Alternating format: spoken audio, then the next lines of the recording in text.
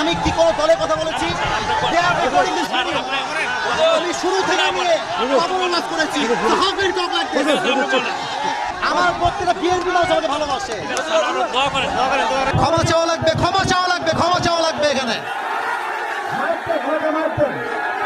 ক্ষমা চাবে, আমি সামলাইতে পারবো না।